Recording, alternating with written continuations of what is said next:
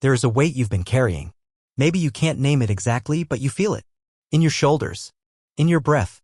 In that quiet place inside you that never fully rests. It may be a person you miss, a choice you regret, a dream that changed shape, or simply the feeling that life is not how you thought it would be. This is where our journey begins, not by trying to fix anything, but by finally acknowledging that something inside you is ready to let go. You don't need to force anything. You don't need to rush. Letting go is not a violent act. It is not the slamming of a door. It is a gentle softening, like snow melting in the spring, like leaves falling without resistance. You have held on for so long, and there was wisdom in that. You held on because you loved, because you hoped, because you believed things could be different. And that is beautiful. But now you are tired. Not weak, just tired. And in that exhaustion, something sacred is stirring. The beginning of release. In Buddhism, we often speak of non-attachment. Not as detachment or coldness, but as a way of being with life fully without gripping. Without trying to possess what cannot be possessed. Without needing every ending to make sense. So I invite you to take a deep breath. And another. Let the body settle. Let the breath carry you inward. Imagine yourself standing at the edge of a river. You've been holding heavy stones, each one representing a story, a name, a fear, a guilt. You've carried them because you thought you had to. Because you didn't know who you'd be without them. But now, one by one, you place them down. You don't throw them. You don't curse them. You simply set them on the riverbank and whisper, "Thank you, and goodbye." There is space now in your hands. Space for peace, for rest, for a different kind of strength, the strength of surrender. Letting go does not mean you no longer care. It means you are learning to care in a new way, one that does not depend on control. One that trusts the unfolding of life. As we move through this reflection, you may feel resistance. That's okay. Letting go isn't instant. It's a process. It unfolds in layers.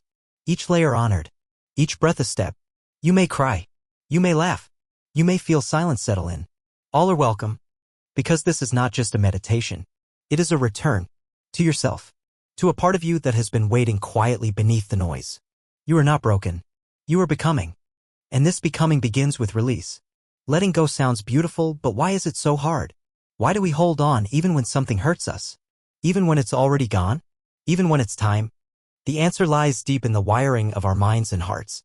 As human beings, we crave stability. We cling to what's familiar. We build stories around people, places, and identities. We believe that if we can just hold tightly enough, we won't lose what we love. We hold on because we're afraid. Afraid of the unknown. Afraid of emptiness. Afraid of not being okay. Sometimes we hold on because we think we have to, that it's our duty, our responsibility. We mistake endurance for love. We confuse guilt with loyalty. But in the silence beneath those fears is a simple truth. Holding on doesn't prevent pain. Prolongs it. It turns a wound into a weight. It keeps us circling the same hurt over and over again. Think about a time when you refused to let something go. Maybe it was a relationship or a job or a version of yourself you had outgrown. What did it cost you? What did it take from your sleep? Your peace, your joy? This is not to judge you, only to show you that you're not alone. Everyone struggles with release. Everyone. Even the Buddha had to leave behind a palace of comfort and a life of status. He too was afraid, but he chose the path of liberation. We hold on tightly because we believe it protects us. But more often, it binds us. Like a rope we clutch that cuts into our skin the longer we resist. Only when we loosen our grip do we realize. The pain was not in the letting go, but in the holding on. Sometimes we hold onto pain because it's the only thing left of something we loved. The grief becomes a shrine. The memory becomes a prison. But love does not demand that we suffer forever. True love gives space to change, to grow, to heal. There is also pride. The story we've told ourselves for years, who we are, what we deserve, how it should be. We wrap our identities around people and patterns. To let go feels like losing ourselves. But maybe, just maybe, what we're really losing is the illusion. And what remains is something more real. More tender, more alive. Take a moment now to reflect. What are you holding on to? And why? Is it fear? Guilt? Hope? Habit? No need to answer right away. Just ask. Let the question breathe. Letting go is not a betrayal. It is not weakness. It is not giving up. It is opening up. Making space. Trusting that life continues, that you continue even without what you thought you needed. You are allowed to be scared, but you are also allowed to be free. You might still feel hesitant. Letting go can sound like giving up, like surrendering to failure.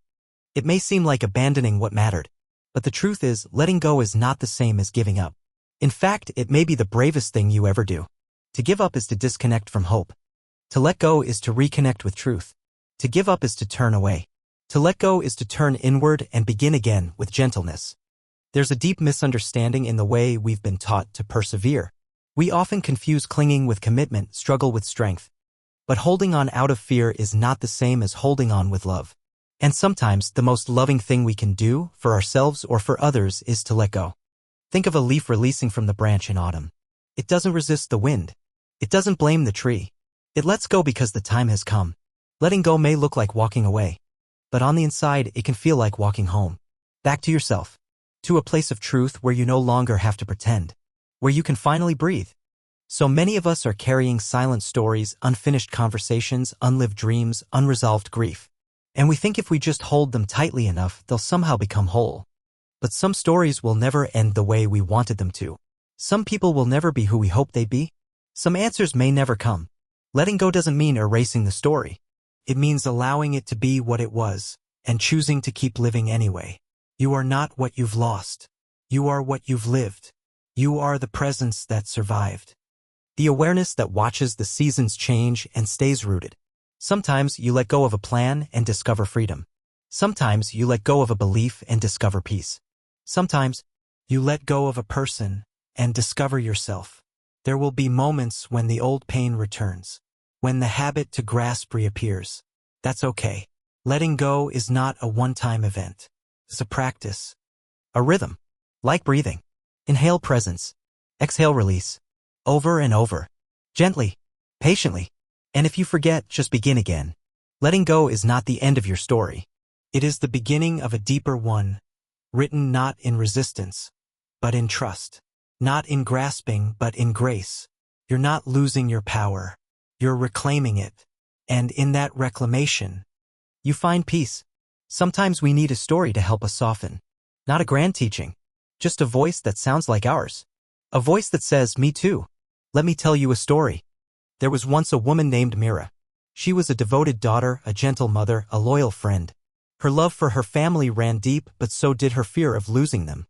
When her son grew ill, she poured all her energy into his care. Sleepless nights, whispered prayers, hospital waiting rooms.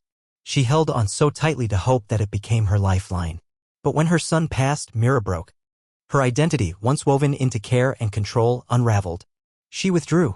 She blamed herself. And every time someone said, "You need to move on," she felt even more alone. Until one day, she met an elderly monk in a quiet temple garden. She didn't say much. She just wept. He sat beside her, saying nothing. Only after a long silence did he whisper, "The river doesn't force the leaf to stay. It lets it float." And still, the river keeps flowing. Something shifted. Mira didn't let go that day, but she stopped holding on so hard. That was the beginning. Letting go is rarely sudden. More often, it's slow, subtle. 1,000 tiny releases. A softening of the shoulders. A night of deep sleep. A breath that doesn't carry panic. There was another man named Elias, a teacher. After decades of work, he was forced into early retirement. He felt discarded, invisible. He clung to bitterness, to the belief that he was only valuable when productive. But retirement gave him something else, time. He began walking in nature every morning. At first, it was to pass time. But slowly, it became a ritual. He noticed the trees changing, the birds returning, the ground softening in spring. One morning, as he watched the mist rise from the river, he felt a release. Not dramatic, just a sigh from deep inside. A knowing, I am still here, even without the title, even without the schedule. I still matter. Letting go can look like grief softening into gratitude. Like identity dissolving into presence. Like a clenched fist becoming an open hand. These stories are not rare. You have your own. Maybe it's the friend who forgave someone who never apologized. Maybe it's the parent who stopped controlling and started trusting. Maybe it's you right now breathing just a little easier. Each story of letting go is a teaching. not of theory, but of lived truth. Not every story ends in joy. Some end in quiet, in stillness, in the strength of knowing you did what you could, and then you stopped forcing what wasn't yours to carry. Letting go does not erase the love. It honors it. The monk, the mist, the mother's tears, they remind us. Letting go is not an ending. It is a turning toward life exactly as it is. Change is the only constant, yet few things are more uncomfortable. Even when we say we want to grow, something in us resists. We want the new, but we fear what it will take from us. We long for transformation, but dread what must die for it to occur. And so we grip. We try to freeze what's in motion. We argue with time. We beg the tide to turn back. But life keeps moving, and our peace depends on how gently we can move with it. This is why letting go is inseparable from learning to meet change with stillness. Stillness is not passivity. It is not a denial of emotion or an absence of struggle. Stillness is presence, a calm rootedness in the middle of whatever is happening. Think of a tree in the wind.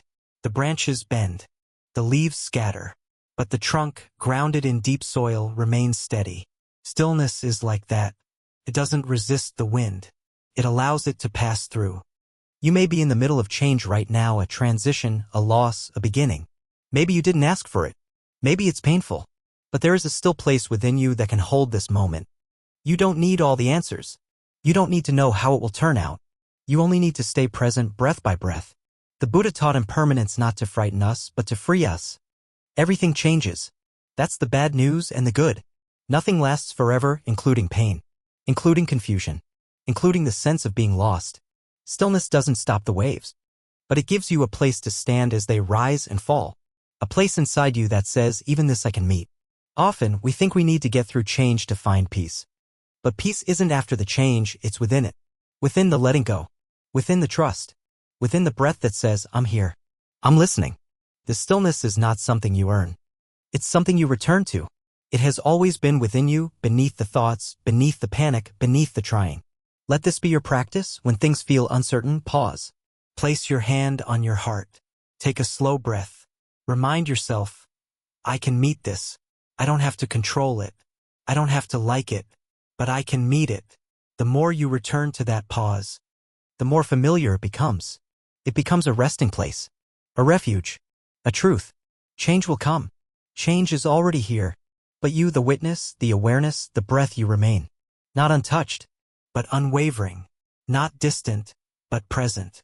Not invincible, but deeply, quietly alive. Non-attachment is one of the most misunderstood teachings in Buddhism. Many believe it means apathy, indifference, or the refusal to love. But in truth, non-attachment is not the absence of love. It is the highest form of it. When you let go of attachment, you don't stop caring. You stop clinging. You stop demanding that people, experiences, or feelings last forever. You stop expecting the world to conform to your expectations. Instead, you meet life as it is and allow it to move through you without resistance. This is not easy. We are taught to hold on, to grasp, to define success by how much we accumulate or how long we can preserve what we love. But clinging creates suffering because all things, even the most beautiful, are impermanent. To practice non-attachment is to practice freedom. Not freedom from emotion, but freedom within it. You can feel sadness without being swept away by it. You can feel love without trying to possess. You can experience joy without fearing its loss. This kind of freedom is born through awareness, through presence, through the willingness to feel fully and honestly, without needing to hold or push away. In meditation, we practice this by watching the breath, noticing how it rises and falls without effort. We don't grab at the inhale. We don't resist the exhale. We simply observe. And in that observation, we begin to trust. Everything comes and everything goes. Apply this to your life. Think of your thoughts as clouds, your emotions as waves. You are not the clouds. You are the sky. You are not the waves. You are the ocean beneath. When pain arises, notice it. Name it. Ah, here is grief. Here is fear. Here is longing. And then let it pass. It may return, but you'll know you are more than the feeling. You are the space that holds it. Non-attachment doesn't mean we avoid connection. It means we bring love without chains. We allow people to be who they are, rather than trying to mold them into who we want them to be. We allow life to unfold, rather than trying to bend it to our will. This doesn't make us passive. It makes us wise. It doesn't make us distant. It makes us compassionate. Imagine how your relationships would feel if you could release the grip of expectation. Imagine how your heart would rest if you could love without needing certainty. Let this be your practice. Each time you notice yourself clinging to a thought, to a person, to a fantasy, pause. Breathe. Say gently, I release you. Not because it didn't matter, but because you are ready to live without grasping. In this space, love deepens. Clarity arises. Peace returns. This is non-attachment. This is the letting go that leads not to loss, but to spaciousness, to grace, to freedom. After all that falls away, the people, the dreams, the expectations, what remains? It can feel frightening at first. Like emptiness. Like silence too wide to hold. But stay a moment longer and you'll begin to feel something else, spaciousness. Clarity. The gentle presence of what was always here, waiting beneath the noise. Letting go is not only about what you release, it's about what you return to. There is a self you lost along the way. Not the self built from roles or achievements, but the one that simply breathes. The one that notices light through trees, that hears stillness in the morning, that rests without needing to earn it. When we let go, we rest in what remains. This what remains cannot be bought or broken.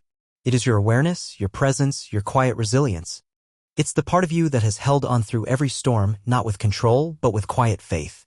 Sometimes we're afraid to let go because we don't trust what will be left. We think we'll vanish, become hollow, forget who we are. But letting go reveals that you are not the stories you carried. You are the one who carried them, and now you are free to carry something lighter. Try this and sit in silence for a few breaths. Let your thoughts rise and fall. Let your memories pass like leaves on water. Don't chase them. Don't push them.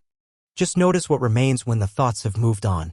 That stillness, that spaciousness is not empty. It is full of life. From that place, you can love more freely. You can act more wisely.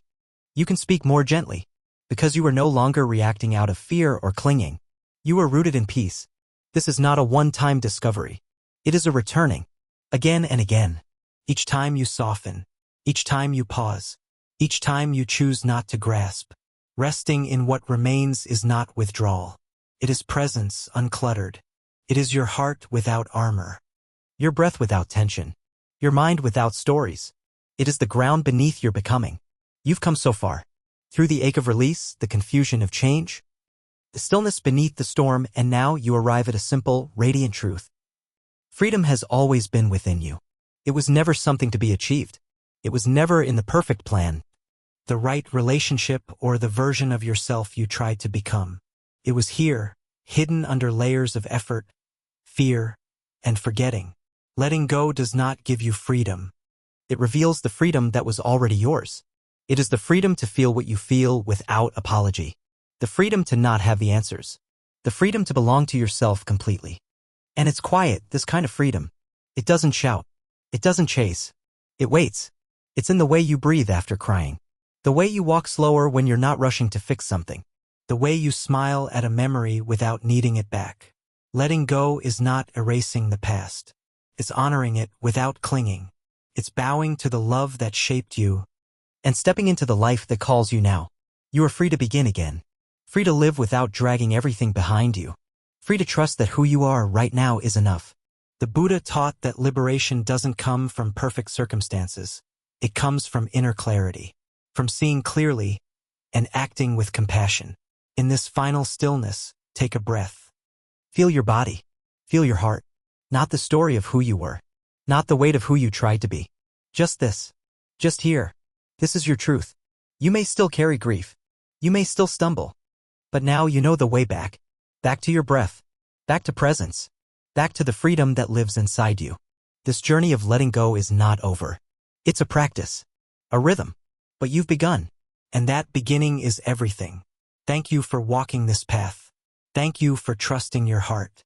Thank you for releasing, even if only a little. Let that be enough for today.